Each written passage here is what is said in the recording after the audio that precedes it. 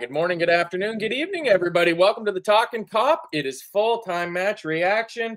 I'm your host, Matt. I'm joined by the regular group of Kev, Chris, and Ashley, and we are going to talk about the match that just finished at Anfield. Liverpool 2, West Ham United 1, and the magic number is now 6. Kev, we came into the game off the back of Arsenal dropping even more points yesterday, knowing that we needed 9 points to mathematically secure the title. Made slightly hard work of it, but in the end, that's the sort of game that a champion wins, isn't it, Kev? Late header to rescue the 3 points from what would have been a disappointing draw. Oh, it would have been a really deserved draw for West Ham. Got out of jail, got 3 points, move on to Leicester. It's points in the bag. I couldn't give a shit about performances at this rate. I don't care. It's get the win and move on. Ideally, no injuries, and looks like we've come out of that unscathed.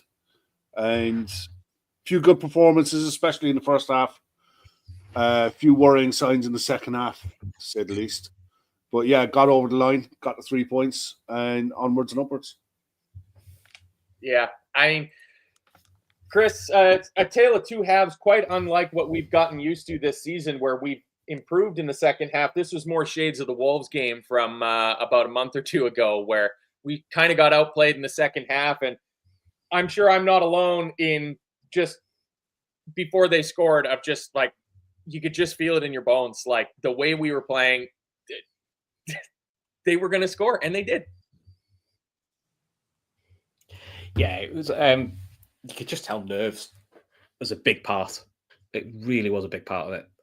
Tight runs are hard, and like I say to people, I've said to a few people now, you know, if you go back and watch Man City highlights of when they've won leagues, they had plenty of games like this near the end because nerves are nerves. You know, even for the players who've already won the league once before, you know, the likes of Virgil van Dijk, he's never won the league as a captain, so nerves will come in, and you can tell by Klopp on the sideline, he's looking at them and going, yes, he wanted them to be more controlled, you know, slow the tempo down. But you can see he's going to them, wake up. This is not, you know, they're trying to get the balance right between being controlled and slow, but not becoming passive. And that's the problem second half. They were too passive. They were trying to control it a bit too much.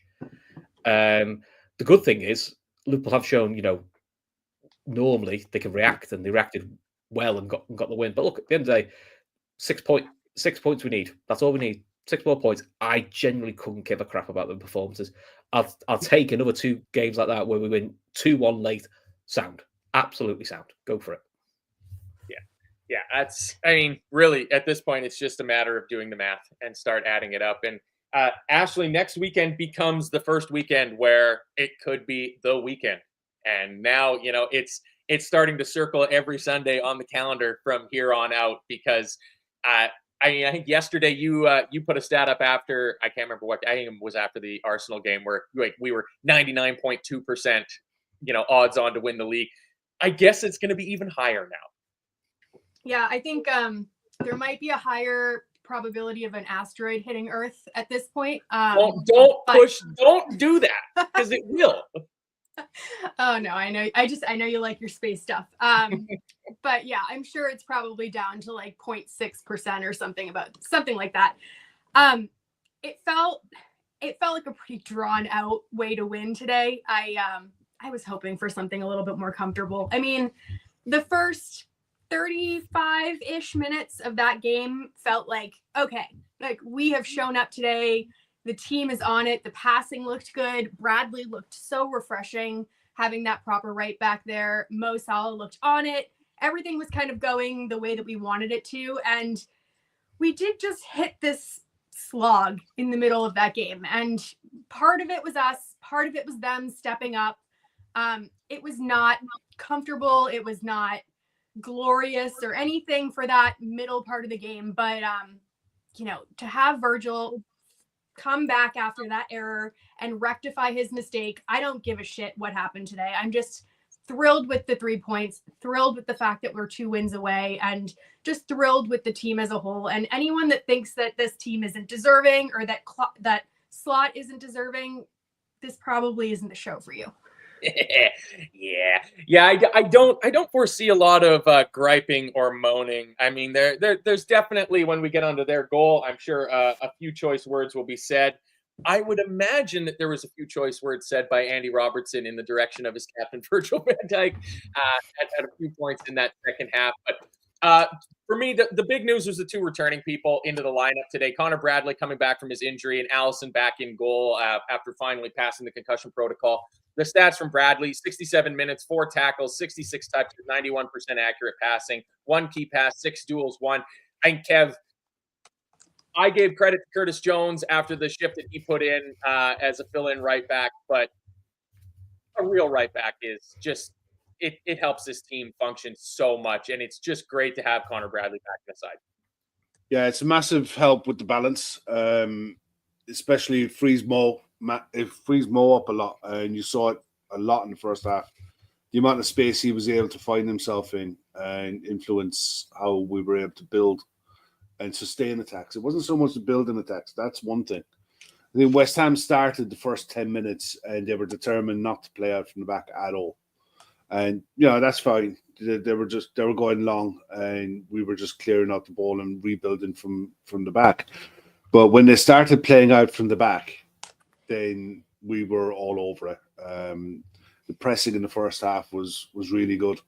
Dominated it pretty much for the first 35 minutes easy. West Ham started to grow into it a bit more, but having a natural right back, left back who can go either way, go inside and outside, is comfortable doing both. It's a massive help. I mean, there was no way he was doing 90 minutes. It was always going to be a case that at best Connor Bradley might be able to give you 60 or 70. And then it was good that the changes were going to have to be made. But it's good to have him back, and hopefully he'll stay healthy now to the end of the season and show what he can do. So yeah, it was really good. There were some other changes that he made as well in the lineup that probably surprised a few, but clearly change was needed. It was after the last 3-4 games. Performances haven't been there, and it's no harm. You have a squad. Use it when you can, especially if you're going to be at home. If you want to make the changes when you're at home and under virtually very little pressure. So yeah, I'm happy overall with Connor Bradley, especially. I thought he had a really decent game. Yeah, I mean, Chris, some of the other changes that will probably throw people a little bit. I mean, Dominic Szoboszlai, who seemed kind of undroppable here for the longest period of time. He loses his starting spot, I think, quite rightfully. I think Curtis Jones deserved the opportunity to go in there and have a game. And I thought Jones did quite well. Diaz in for Gakpo. I think Diaz actually had a half-decent game as well, too. But I was very pleased with the other two midfielders in terms of Gravenberch and McAllister, the way they were playing. Gravenberch looked a lot sharper today. Yeah, I mean, I think I thought Klopp would just stick to the same 11-12 and run that till they win the title, which is kind of what most managers do when they're in this situation. But it was the right decision to drop Szoboszlai to the bench because he hasn't played well. He was pretty poor against Fulham. And to be fair, Jones, when he got moved from right back into centre mid, played well. And to be fair to Diaz was unlucky not to start against Fulham, so made sense to start here. And to be fair, he gave Wan-Bissaka a tough game. And to be fair to Wan-Bissaka, he's a good one-on-one defender. So I was fine with it. I thought the only person who's probably still lucky to have a starting berth was Jota, because I think he's been largely ineffective. Nunes not being in the squad was a little surprise, and we've had nothing come out to say he's injured, so that feels like it's a tactical or a bit of a message being sent. Maybe after his weird AI tweet he put out about rising again, and then he rose to the bench, which was great. So he got a nice seat next to Trent. But yeah, no, I was happy with the lads that came in. I would have personally rather started Gakpo over Jota, but other than that, it's absolutely fine. Yeah. I mean, it goes in, and actually, I mean, the game starts and we look good. Like, I do have to say, the funniest part of the entire game, Paqueta and the referee colliding. I mean, that's it's absolutely hilarious. But before we get the goal, I mean, Mo Salah showed the glimpses that he was going to be kind of on it at least for first half today. Kanate plays a long ball over the top for him, and the poor kid Scarles that's tasked with marking Mo Salah, like, it's about the toughest job in English football that you can be given of like, hey, kid, go on out there and try to keep Mo Salah quiet. And oh, by the way, his tail's up because he just signed a nice big fat new contract with the team. But Mo takes the ball down beautifully and he curls it just wide. And then we get the breakthrough. And it's Mo again, Ashley. Like, the work he does on the sideline is phenomenal. Yeah. And it's great to see him involved again. I think we said that in the chat to each other. The level of interaction between Bradley and Mo in that first 30 to 45 minutes was such a night and day change from what we saw from last week. I mean, last week Mo was almost non-existent. We saw that a little bit in the second half today.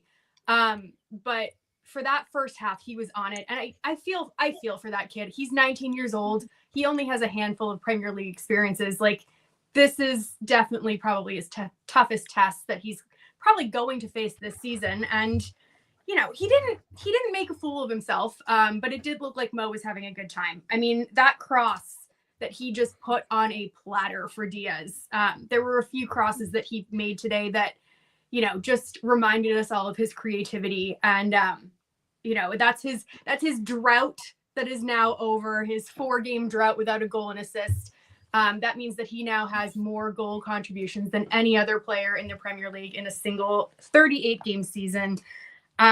You know, Diaz couldn't have asked for an easier goal. I mean, I'm glad he put it in because there are players in our team that might have missed it, even though it was an open net. So I'm glad he was there. That keeps Diaz up at our top scorers. He's had a goal or an assist in the last several games now. So he's up there. He's contributing. You know, he's passed, I think that's 11 goals for him maybe. But yeah, just in general, I mean, 45 goal involvements for Mo Salah in a single season is just kind of mind-boggling. Yeah, I mean, Kev, that's why you give him a contract at his age, to be going and breaking a record like most goal involvements in a Premier League season. And like, he really looked like he was going to spur the team on and push us to a comfortable, you know, routine 2 or 3 goal lead at halftime sort of thing. But it's now, I Ashley mentioned it was 4 games without a goal involvement for Mo. I think it's 8 games now without a goal from open play for him. But just the danger he brings, it affects the way that teams have to play against us, and it gives so much space to the other guys in attack, especially Luis Diaz on the left-hand side for us. But I in the first half, it was very good to see Mo back on it again, because I thought he's been kind of poor the last couple of games.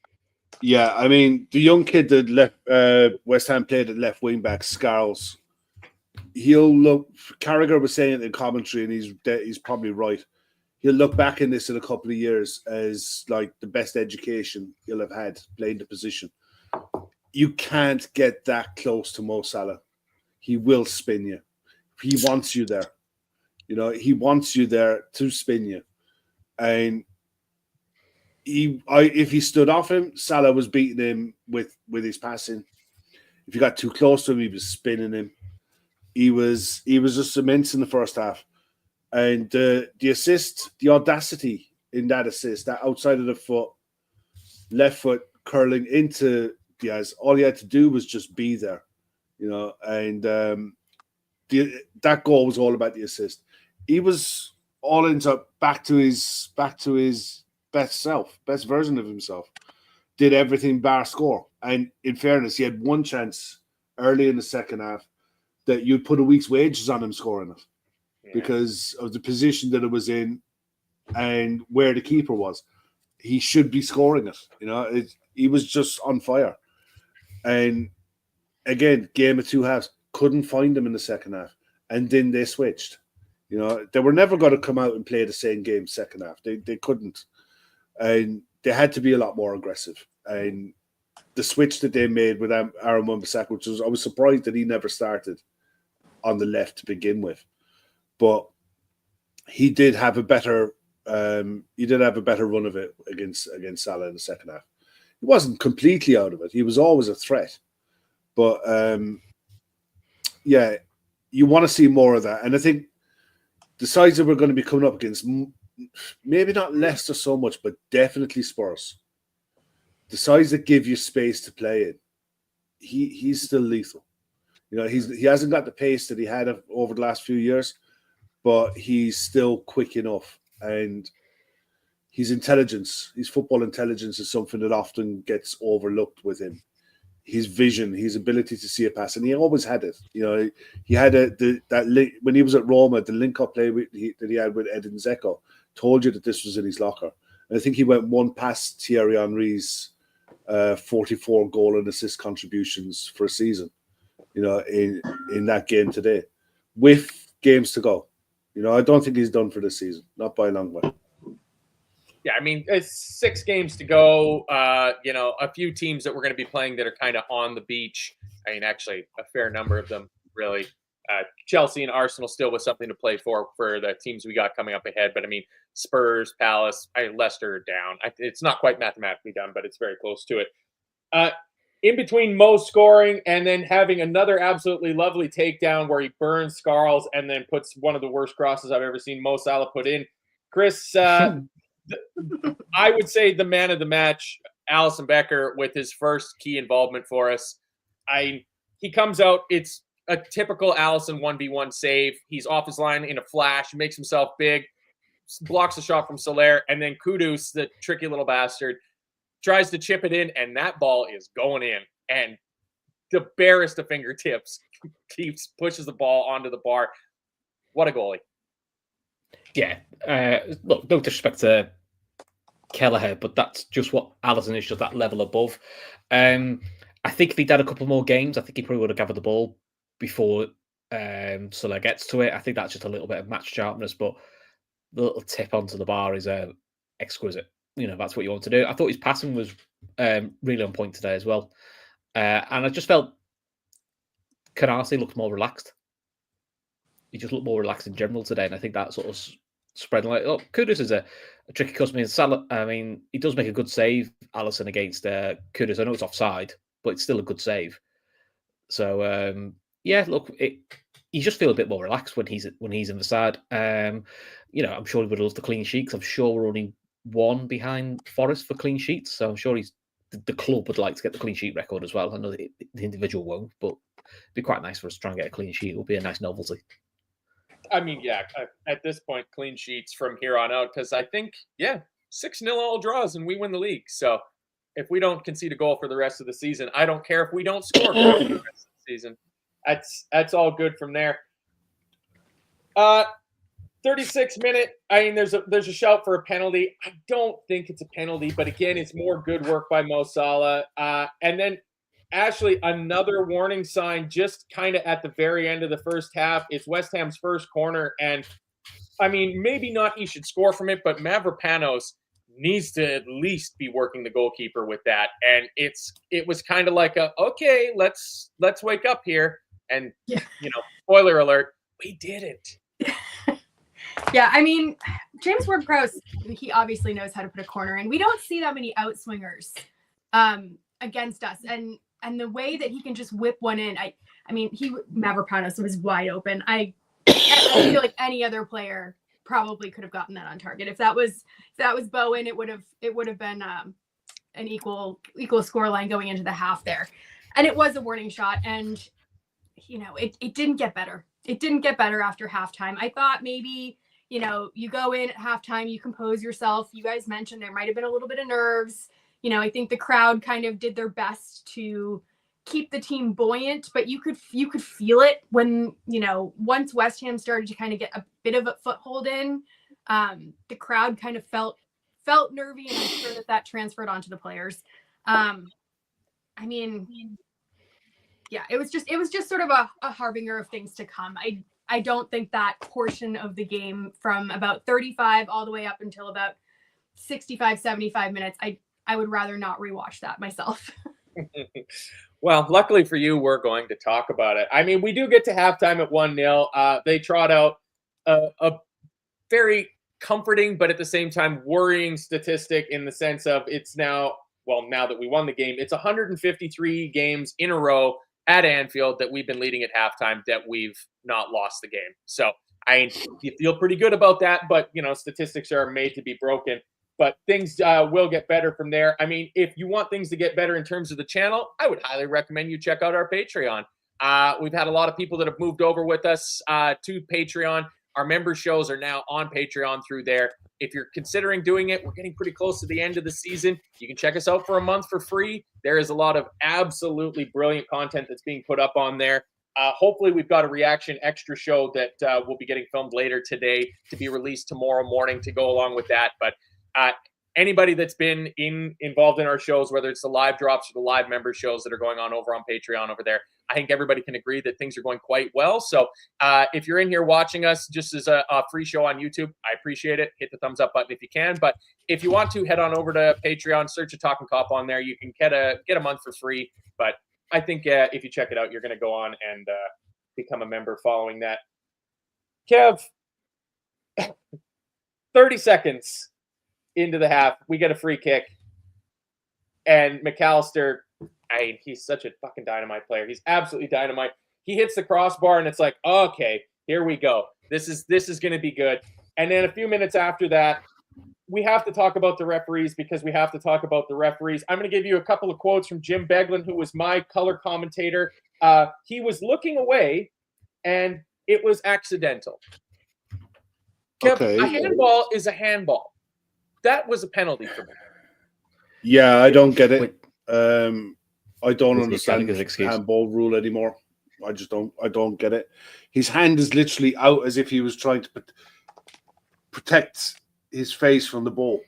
If you do that in the wall, it's a foul. I for the life of me, I do not understand how that's not given. I'm convinced between now and the end of the season we're going to get nothing out of VAR. I think we're just not. And I don't think in general he had a bad game, but that was one that he needed to be helped out with, because I don't know if there was a new directive or something that came out where VAR are going to try to avoid subjective decisions, going forward, and they're only going to try and look for matter of fact and stuff like that. But his hand is like there. The ball hits him. It's going towards the goal. What more do you want? I for the life of me, I cannot understand how that's not a penalty. It's different if the ball, if your hand is tucked into your body. You don't get those. But when your hand is away from your body, you have no defense. And Carragher comes out in the commentary and says, that's given in Europe. Well, last time I checked, handball is handball. And I mean, I've seen the comment there, you can't give a penalty for that. Why the fuck not? Well, because he was looking away. He was looking away. It was an accident. I like Jim Beglin. I think Jim Beglin is actually one of the better co-commentators out there. But he's not a fucking mind reader. And it's been a long time since he's played the game. But the rules changed 17 times since he played the game. Yeah, at least. And that was only since January. August. Yeah, exactly. So it's like, look, I don't know, you guys. I just can't for the life of me understand how that isn't given. I mean, it was Brooks on VAR, so we're never going to get anything from him. No. Yeah, I don't know. I just think it is. And I'm glad that we've won because I can say it without sounding like I'm salty about it or sour grapes. But I'm having to say it to caveat that too many times this season in this show. The amount of games that we've gone on to win this season, and you look back at decisions that weren't given, it's way too often. It's way too many this season for my liking. And that one was as blatant as you get, but it was an outstanding fucking free kick. And unlucky. And from that angle as well, to be able to get the whip on it and to almost get it under the bar was a hell of an effort. He needs to work on some other aspects of his set-piece deliveries, but from free kicks, he's a live threat, a real threat. Yeah. I get on to this a bit later. Ashley has helpfully put up some of the laws of the game because they're not rules. They are laws. The player touches the ball with their hand or arm when it has made their body unnaturally bigger. A player is considered to have made their body unnaturally bigger when the position of their hand, arm is not a consequence of or justifiable by the player's body movement for that specific situation. By having the hand, arm in such a position, the player takes a risk of their hand arm being hit by the ball and being penalized. It's just a penalty, Chris. Like, it's just it wasn't one of those ones where it was 2 feet away and the ball took a deflection and it hit his arm that was just kind of down by his side. Like, his arm was out from his body. Like, I don't know how they just brushed it aside so quickly. It's actually, I think I do know here. Yeah, Brian O'Halloran, I think, has hit the nail on the head. They're absolute morons, Chris. Yeah, pretty much. I mean, look, it's below the t-shirt length, so it is there. It's outside the silhouette. It's not like it's from close range, from like a yard away, and it's not a natural hand position because last time I looked to head a ball, you don't head a ball like that. You know, you don't have to have played professional football to know to head a ball. You don't jump with your arms out like that. It's not a natural way at all. So, yeah, it should be a penalty. Like Kev said, luckily it hasn't impeded us because we've won the game, so we could talk about it being a shit decision and move on. Maybe a club that's 13 points below us could learn from that. You know, sometimes decisions go against you. You've got to react to them and, you know, try and win the game anyway. But listen, I know that's probably a novel concept, so, you know, we'll have to see how that goes. Yeah, well, I mean, handling your adversity. own actions, never. Yeah. So there's my first digging about the club that has so many excuses. Yeah. They have almost as many excuses as they have points, which is still not enough to be top of the table. I mean, Ashley, we're going to breeze right through your 35 to 65 because I have almost no notes for we that. can just skip it. There's nothing there. There really wasn't a ton in there. I mean, there was one moment where Virgil just had a really, really lazy, tried to hook the ball over his head, sort of. Bowen gets the ball, he crosses it back. I think it's Solaire's running into the box. He blasts the ball over. Another warning sign. Bowen gets in 1v1. I thought it was offside. I actually think Bowen times his run just about perfectly. Allison with another big save. And that's when I wrote down, we're definitely getting scored against here. And I wrote down Allie saves our bacon there because that's what it felt like at that moment. Because I mean, yeah, it's just Allison save, and then like we conceded a corner around 77 minutes, and you could just feel the tension in Anfield. Like, it had kind of gone quiet, and everybody had, I think, the same feeling of like, fucking, we are conceding for sure here. And then just they've been teammates and friends for 7-8 years now. But I don't know if Robbo and Virgil have had a more awkward 5 minutes than 82 to 86 minutes. It starts with Virgil kicking and kneeing Robertson in the side of the head. He's fortunate that didn't go any worse. I was actually very worried about him. Yeah, like Robbo receives treatment on the field and he carries on, which is good to see. And you kind of expect it from a guy like Robertson that's, you know, built out of iron brew like that. But I mean, that's an ugly one to see. And then, I mean, the goal, Ashley, I just have own goal and motherfuck written down. And it's just, and it was only when you see, because you're like, what are you doing, Robertson? And then when you see that replay with the reverse angle that shows Andy Robertson's reaction to Virgil van Dijk, that you start to piece together what happened there. I mean, Robertson couldn't have done anything there. He has this unfortunate, it's almost like Robertson walked under a ladder at the beginning of this season. Scene of the crime, he seems to be at the scene of the crime every time, where he's like in the wrong place at the wrong time. And I understand that there's other situations where he has sort of lost that yard of pace, but this was not one of those situations. Like, he literally was just in the wrong place at the wrong time, and Virgil just kicked the ball into Robertson, and there was nothing he could do. I mean, it was shit positioning from the two of them. I mean, the communication should have been there. I mean, Kev's shaking his head. I think I might be making a point that he does not like. I think the point, Kev, I think Robbo shouts, "My ball," and Van Dijk ignores him and he's throws his foot. And at him. You can tell him. You can tell by his reaction. He looks at. You can see he looks at Van Dijk and goes like, "I shouted, you know, what more do you want?" You know, so I think that's on the captain. Robertson is coming around on the cover to clear that ball. You can tell a mile off from the way he spins and roars at Virgil, like that he's shouted for that. And Virgil is like getting himself in the way because he shit the bed. He absolutely panicked in the situation. 4 minutes to go in the game. A goal was coming, and it was coming all half long. It was just a case of Allison saving our bacon, them not being able to get their final cross right. The amount of times they put a cross across the face of the box, and Allison flicks it out the other side. It was ridiculous. So the goal was coming, but it was a comedy of errors. But Virgil van Dijk 100% is totally to blame for it. Totally to blame. He should never have been in that position in the first place.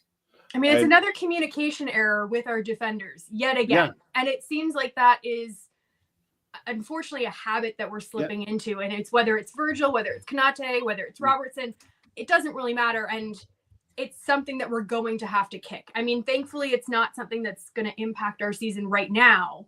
But going forward, it's happening far too often for my liking. It was, you know, at the beginning of the season, you could kind of be like, you know, there was like a Konate one at Wolves where Allison and Konate just had that miscommunication. There were a few of them.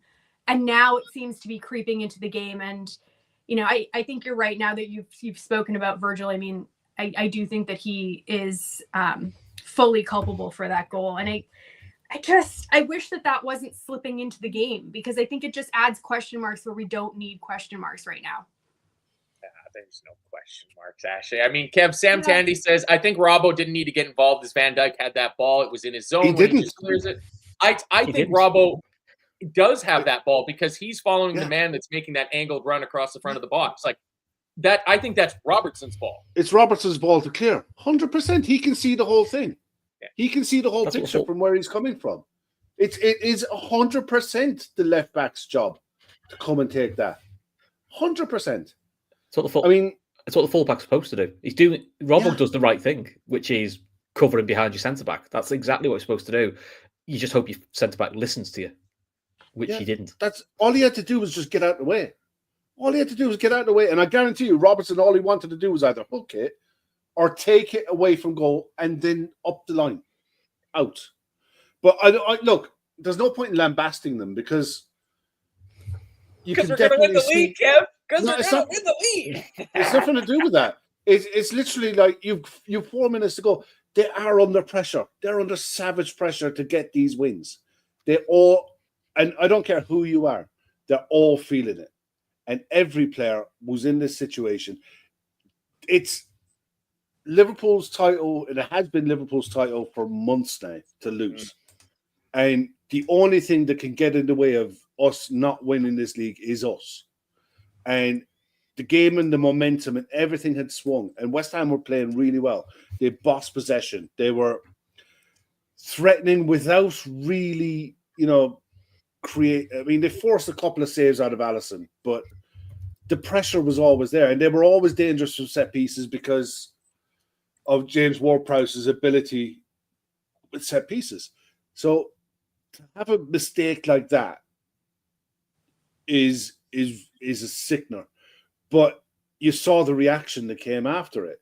It's like that reaction, if you had that reaction in the pit of your stomach at 1-1, where was it at 65? Yeah. Go and kill the game and sit back and relax and enjoy yourselves. But momentum is a funny thing in football. Look, I mean, West Ham worked their way back into it probably from about the 40th minute right the way through, bar 10 minutes at the start of the second half. And some of their players were really good and comfortable on the ball. It makes you wonder why managers like Potter come to Anfield and they go to most top sides and they play like that for 45 minutes, and then they realize, if we have a goal, we might get something. If they started out like that, you never know. But that's West Ham's issue, not ours. Yeah. But it's interesting. It was self-inflicted, 100% self-inflicted.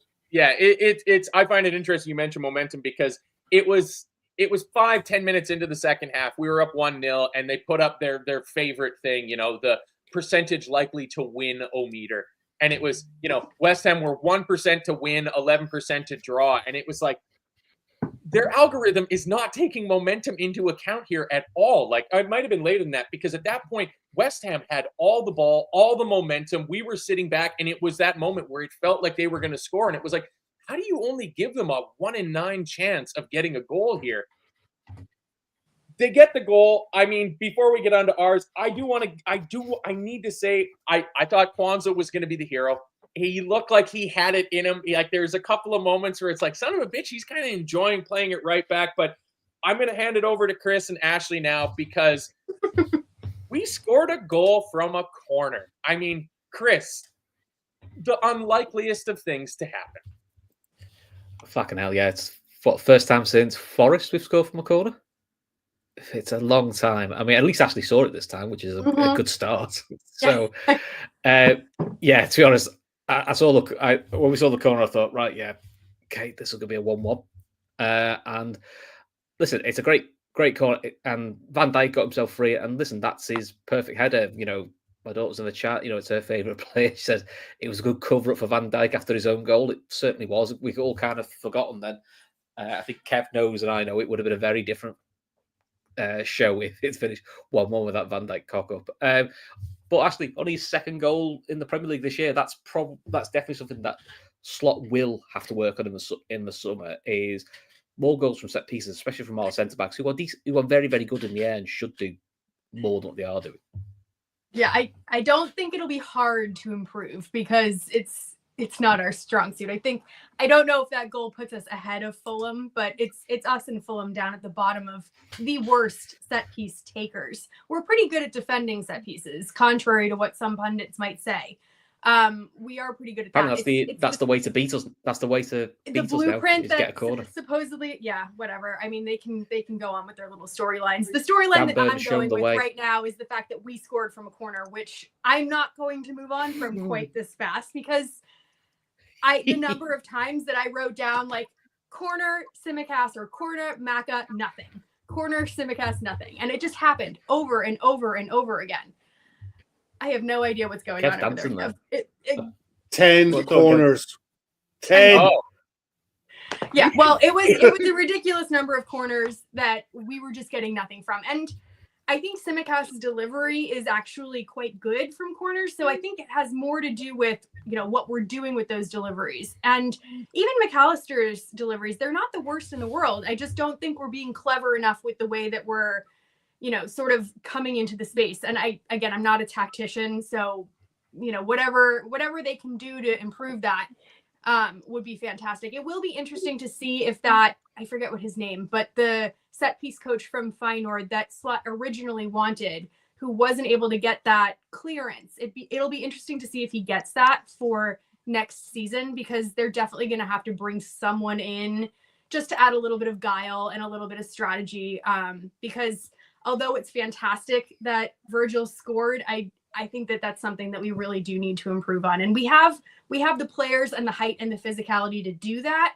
And we see people like, Ibu scoring headers that he should be able to get in those positions more often. But thank goodness it happened today. I think that, it was the perfect way to redeem himself after that error.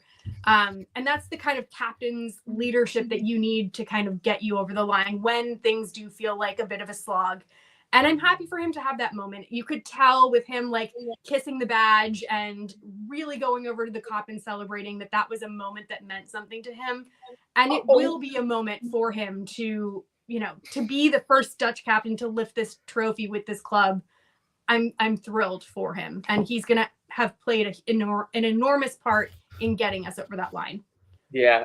Sorry to go full final 20 on you here. I'm just going to cut in and say it is 1-0 for Newcastle United. Sandro Tonali, you can bet on that. He has scored. And well done. Yeah, Man United down again. I mean, Kev, it's a brilliant moment in the fullness of the season. I mean, we can almost start to, because the maths are almost done, looking back with, hindsight on it of, Virgil van Dijk scoring a late winner from a header, getting to do the big jumping fist pump sort of thing. Like that's going to be in the montage at the end of the season. It shouldn't have had to have happened. We should have seen that game out at 1-0, made it 2-0 and, handled West Ham the way we handled them. But it's that answering adversity thing that, Chris was talking about with the team that's going to be second place for the third year in a row. Yeah, we handled that adversity. We could have gotten rattled by an own goal with 4 minutes to go in regular time and settled for a draw, but we didn't. No, and look, there is a strong argument, and West Ham will definitely be putting this one forward, and a few others actually, that there was a foul that should have been given to West Ham before the ball went out for a corner. And I think it's a fair it's a legitimate gripe. Paqueta played for it, but the ref was given those all day long, and he didn't give it. But that was about the first delivery that McAllister got in, where it was in a dangerous area. The keeper couldn't come, and Van Dijk worked the space for himself with a nudge on Fulkrug, got a good header. Areola was flat-footed, couldn't move. And look, the game was 97 minutes long. So, West Ham, while they had a good go in the second half, I think winning a 2-1, you can't say that it was robbery. If West Ham got a draw out of it, yeah, fair enough, you wouldn't argue it. But I don't think it was highway robbery either. I think our biggest problem when it comes to set pieces is not having enough blockers and movement from deeper to be able to get to the right place. And the only thing I'd level at McAllister is you look at the difference between him and Ward-Prowse or Kieran Trippier at Newcastle, the accuracy from the delivery. If you want a delivery near post, they can do it. If you want one low and flat, they'll give it to you. If you want one in over the back to the back post, they'll give you that. I don't think the accuracy is there. So they're trying to occupy a space and just tell McAllister, get the ball into this space and we'll see what we can do with it.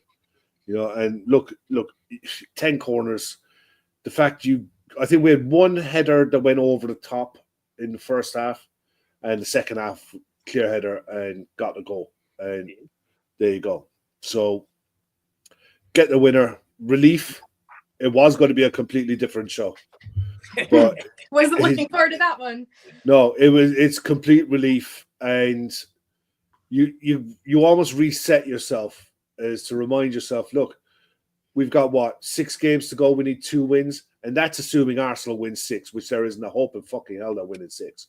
So, we just need 2 wins to do it off our own back. But it is just a case of when, not if. It is down to that now. It's been that way for a while. It's just a case of where are we going to win it? Are we going to win at Anfield? Are we going to win it next weekend at Leicester? It's possible. Unlikely, but possible. But I think by hook or by crook, and I think someone put it in the chat earlier on, depending on what happens with Spurs midweek, Ryan Mason could be in charge at Anfield. Oh yeah. by the time he visits Liverpool in Sunday fortnight. And I wouldn't be surprised.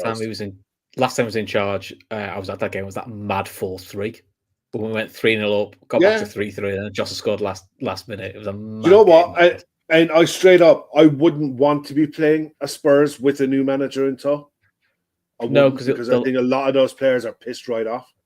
So it's I'd rather it was against my favorite Aussie buddy mate, and I'll enjoy that even more. I might even crack a can of Foster's for the occasion, or maybe a Castlemaine 4X. Pour one out for a fallen comrade. Yeah.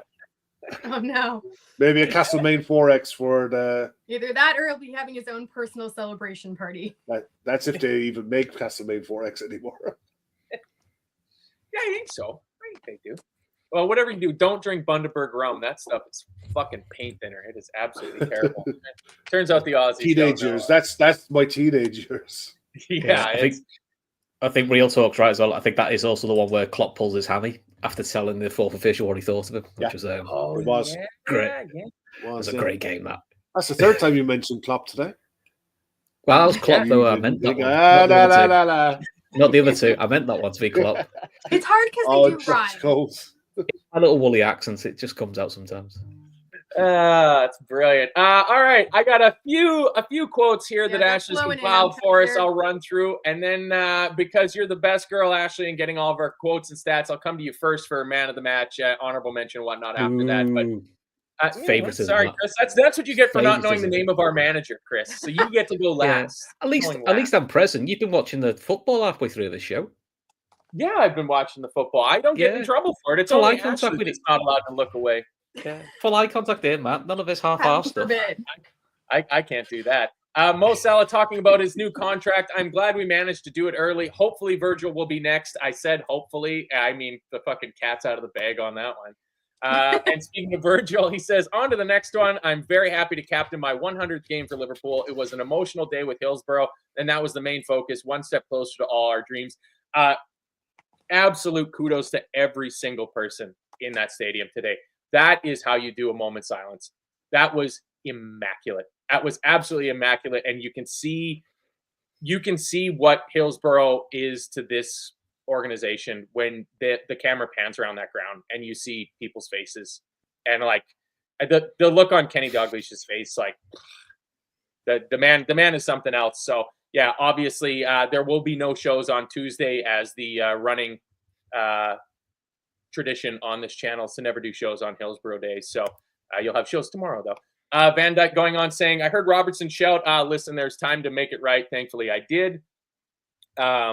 Chris coming in, trying to take Ashley's job away, saying, Liverpool have won all 14 games at Anfield that Virgil scored in. Now the all-time most games any player has scored at Anfield while winning 100% in the club's history, overtaking Alec Lindsay's 13. And Avo, the elder statesman of the group, remembers watching Alec Lindsay play and his gorgeous strawberry blonde hair, which goes to show how old Avo is. Arne Slot saying Allison probably had his best game of the season today. The competition has never been as strong as this season. We still have to win 2 games. In the meantime, a contract extension could happen, but our full focus is on Leicester City. I mean, literally, the cat's fully out of the bed. Scoring a goal in the final stage. He may as well just give him the dates. Going, keep your eye on Twitter on, Monday. Yeah, Wednesday. I hope like when it's mathematically done, like Virgil just like holds up, like practices his trophy lift with his contract. Maybe that's what they're gonna do. Slot saying scoring a goal in the final stage of the game, still 7 minutes to go. I like referees who give a lot of extra time, especially if the other team is time wasting.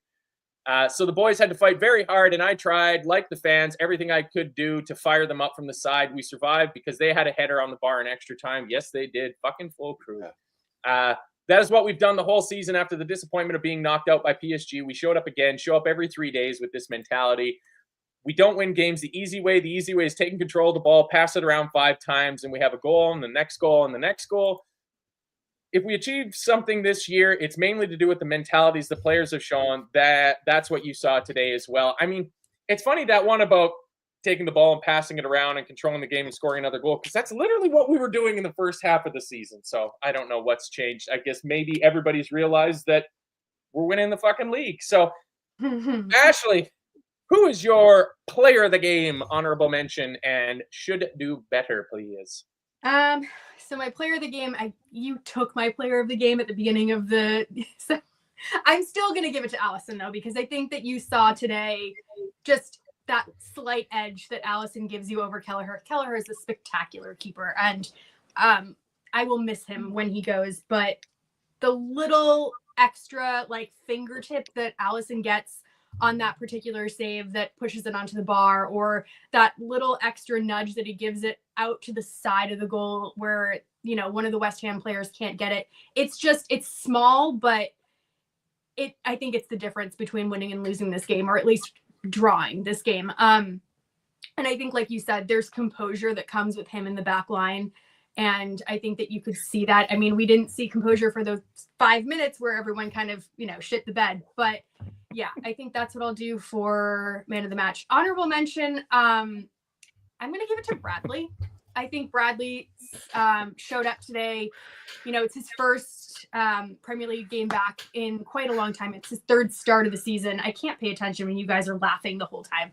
I have no idea what you're laughing about. Look away then, Ashley. Look away. Oh, geez. Okay. Anyways, I still think Bradley, tied it together really nicely with Salah for the first half of the game. I think he tapered off. I think he was tired. I think he's gaining fitness back. And I think that might have to do with why Salah was, tired, not quite as influential toward the end of the game. And I don't think you get that Kwanzaa.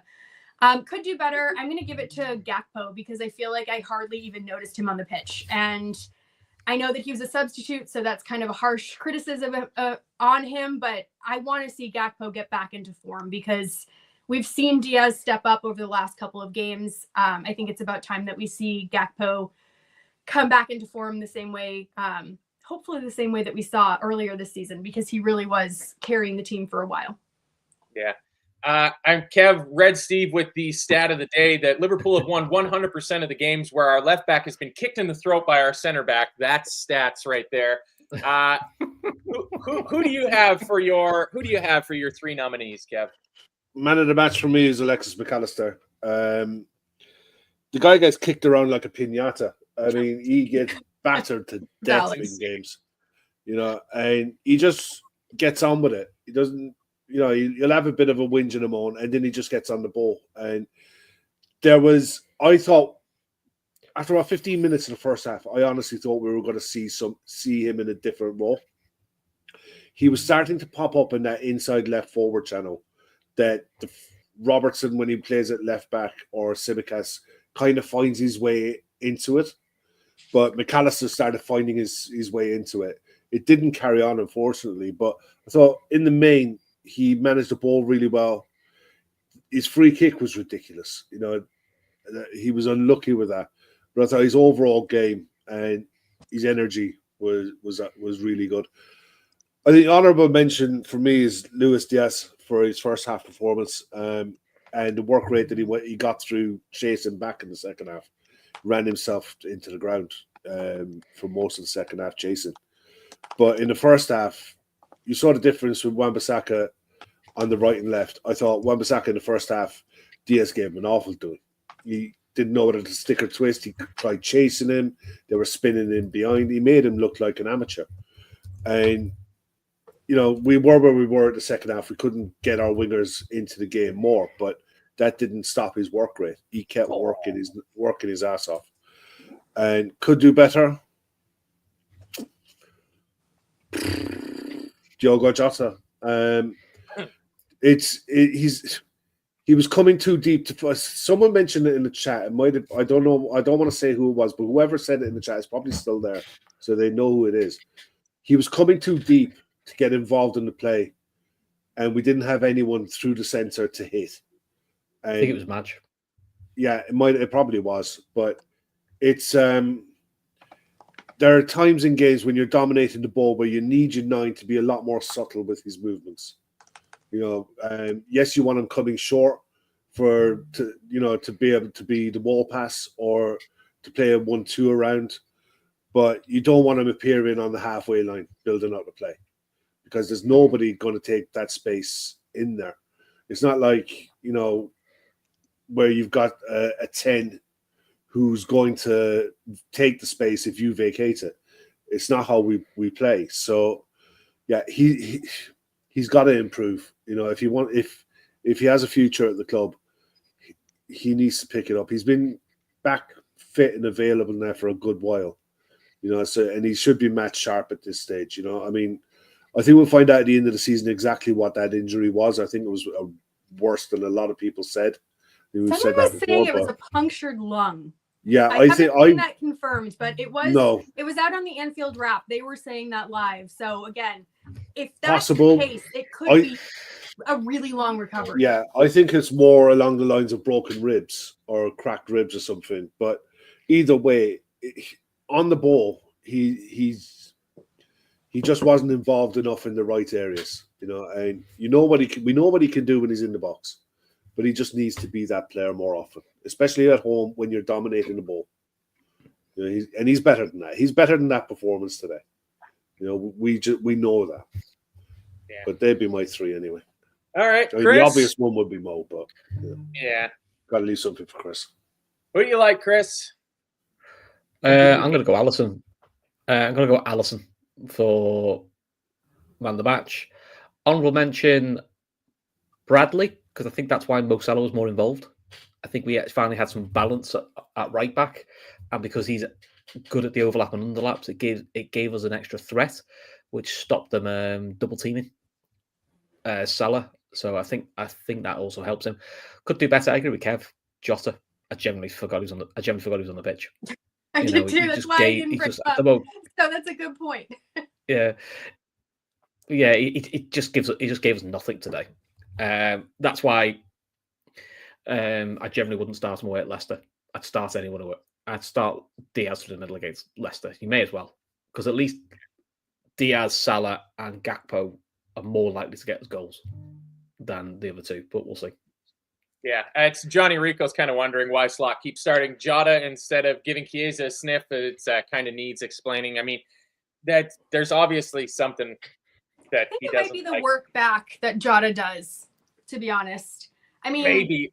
I didn't notice that today, though. Like, we used to see that, like, under Jurgen Klopp's teams with Diogo Jota, where he'd be, like, doing that. Like, somebody there mentioned, I mean, makes me so sad, but mentioned the Bobby Firmino thing. Yeah, Richard Lefebvre saying, yeah, you're describing Bobby Firmino. Like, it's there were times where Jota used to do those things that we absolutely adored Bobby Firmino for doing, and then also scored those poachers goals, and it doesn't feel like he's doing either. So, I mean, yeah, I think I went early with it, so I can't change my mind now that man of the match definitely has to be Allison, because without his saves, we probably don't win that game and aren't having quite as fun a show as we're having.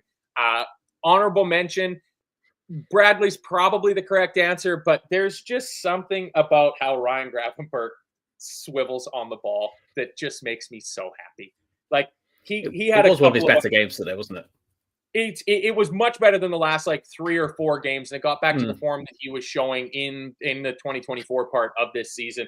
But like, there was one on 24 minutes where he just absolutely sends the guy that's marking him in the middle of the field, and it makes me happy.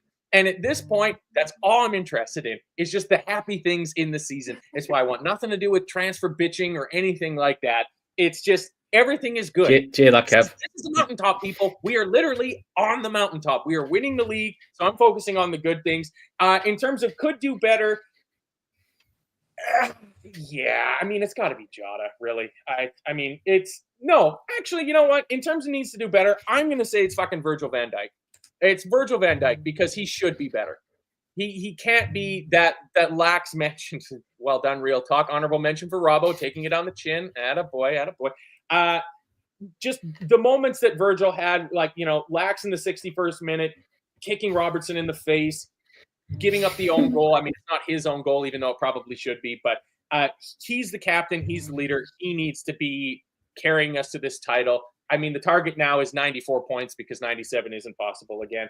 But I can tell you who absolutely cannot do better.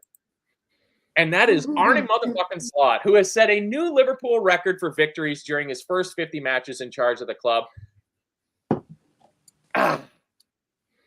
Ashley, the transition could not have gone better. Like, we lost such a legend that Chris can't help but mention him accidentally, Jurgen Klopp.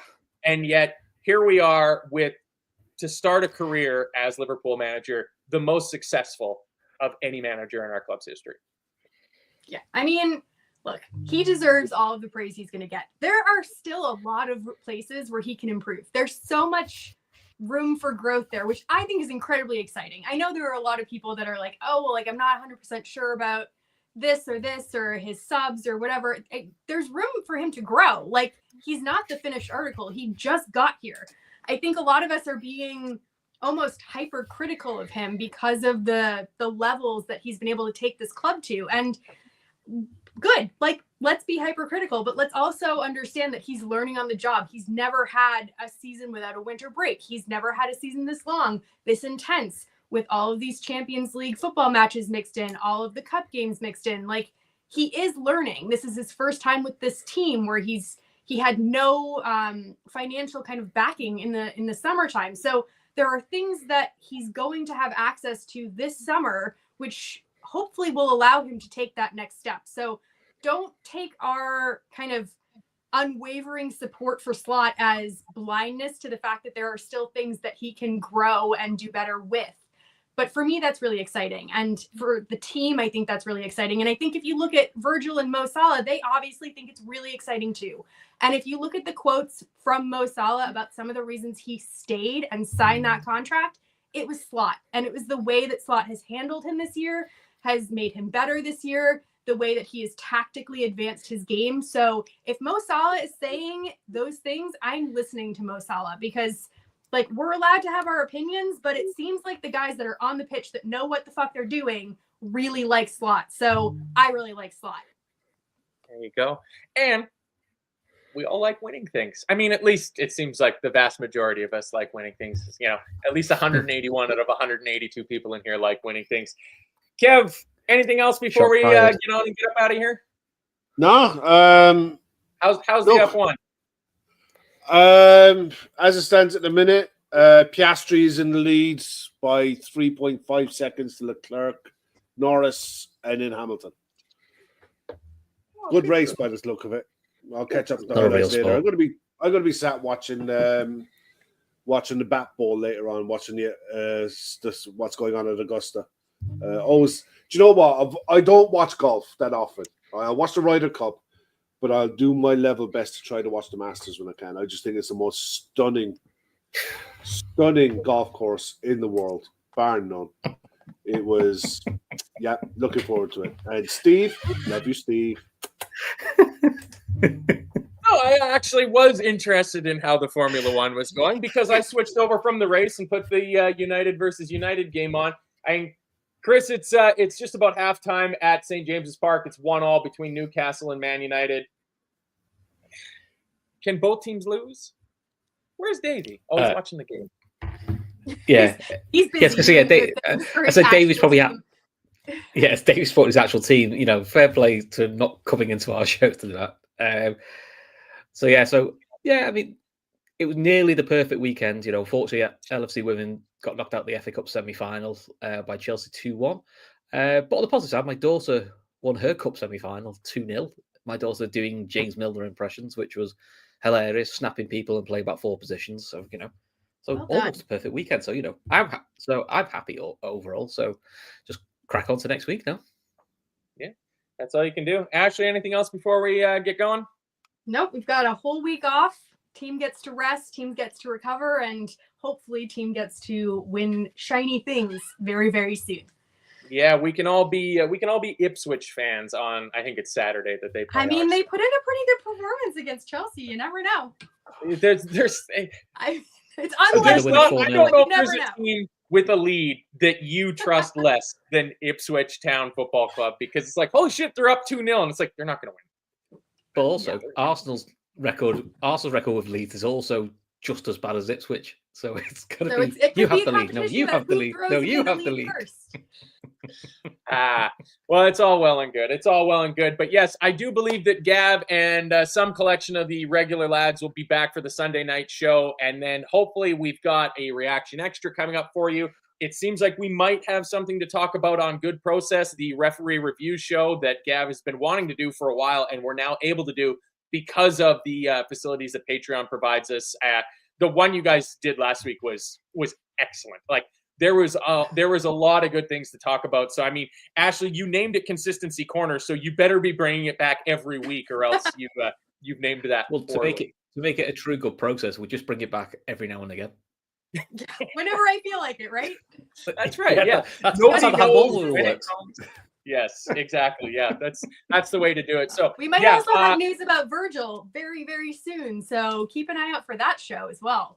Yeah, absolutely. I mean, I think everybody is kind of just waiting for the Paul Joyce, Ornstein, Pierce, Romano tweet barrage to come, and then some more fun videos where, like, does he get a bigger chair? Does he get like a nice like lounge or something like that to lie on in the middle of the pitch? I'm not entirely sure, but it feels like it's coming one way or the other. I want him to go and find his own Christmas tree and lug it to the middle of the field and just put it right in the center circle.